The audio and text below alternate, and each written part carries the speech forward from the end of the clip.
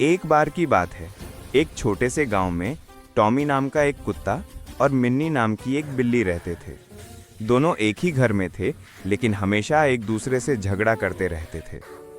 Tommy को हड्डियां बहुत पसंद थीं और मिन्नी को दूध।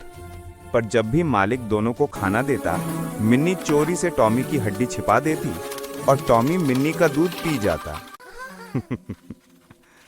हर दिन यही होता। मालिक चिल्लाता, किसने दूध गिराया? टॉमी भौंकता, बिल्ली ने किया। मिन्नी म्याऊ करती, नहीं, कुत्ते ने किया। एक दिन कुछ अजीब हुआ। एक दिन बहुत तेज बारिश होने लगी। घर के बाहर पानी भर गया। मिन्नी एक कोने में डर कर बैठी थी।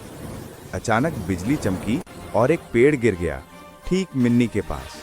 टॉमी ने यह देखा और बिना सोचे दौड़ पड़ा।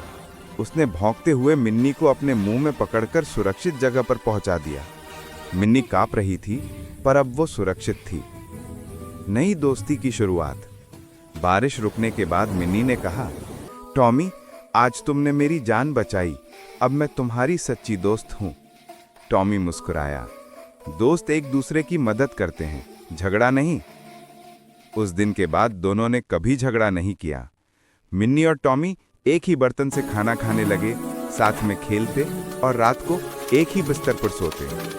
कहानी की सीख, सच्ची दोस्ती झगड़ों से नहीं, मदद और भरोसे से बनती है।